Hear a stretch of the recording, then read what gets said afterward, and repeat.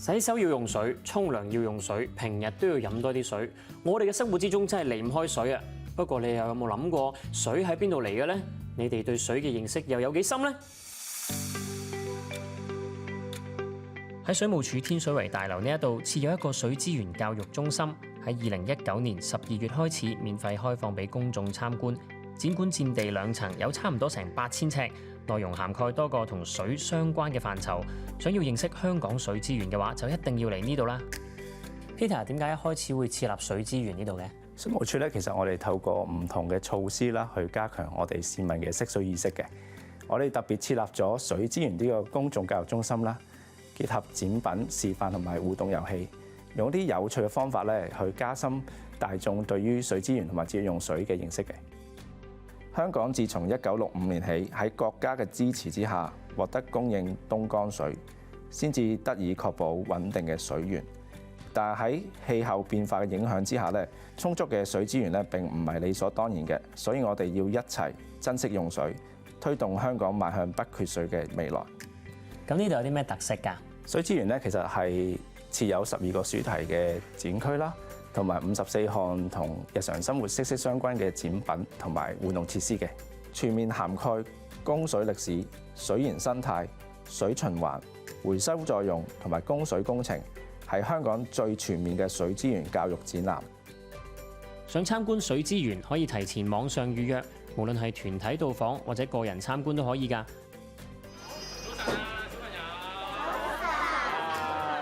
今日就有一班幼稚園學生嚟到呢一度，等我混入去一齊跟導賞員哥哥學下嘢先。知唔知今日大家嚟到邊度啊？水資源。知唔知今日會學到啲乜嘢嘅咧？唔可以嘥水。舉手話我知啊！海水多過食水嘅舉手。錯啦，我哋諗緊嗰啲就係食水，係咪海水嚟㗎？唔係啊，記唔知行幾步啊？係啦，我哋喺度咧學識水循環嘅過程㗎喎。呢個你轉快啲。最中意玩邊一樣嘢？釣魚、踩水罐。咁多個地方，最中意邊個地方咧？電影啦。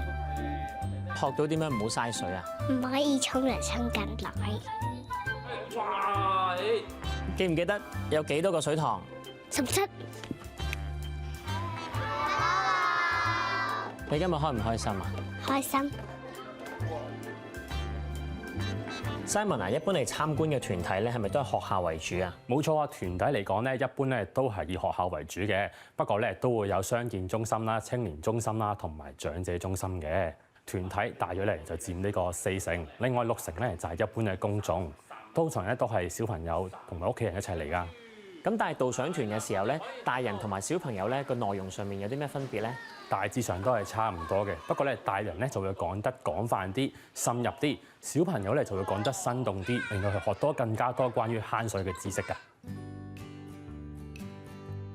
嚟到呢度咧，我哋就有水家歷史嘅呢個展區啦，主要回顧翻緊香港170多年嘅供水歷史嘅喎，有翻啲水塘嘅舊照片可以望翻啦，關於水塘嘅資訊啊、影片啊。喺過去啊，未有東江水之前咧，香港嘅水資源供應咧非常之不足㗎。好似喺1963年咧，香港發生咗一場好嚴重嘅旱災啊。咁當時咧，政府係需要實施制水嘅，每4日咧只可以供應水1次，每次咧只可以供水4小時嘅咋。咁當時嘅市民咧就係靠住呢啲水桶去排隊攞水翻屋企㗎。喺度咧會學習關於水塘釣魚嘅知識嘅，用水務署申請啦，3年咧你就可以俾33蚊就可以釣足3年魚噶啦。嗱，咁我哋釣魚咧有啲資訊需要注意嘅。第一件事，我哋攞魚竿釣魚嘅啫，我哋唔可以攞漁網撈啲魚出嚟嘅。水塘入邊嘅魚咧，我哋最多咧同一種類嘅魚最多只可以釣2條嘅啫。如果第3條都係相同種類嘅魚咧，我哋就要擺翻佢喺水塘噶啦。咁另外啦，如果係魚嘅 BB 咧，我哋都唔好攞走佢喎，因為魚嘅 BB 咧係最中意食啲水藻嘅，令到啲水塘嘅水質咧更加穩定㗎。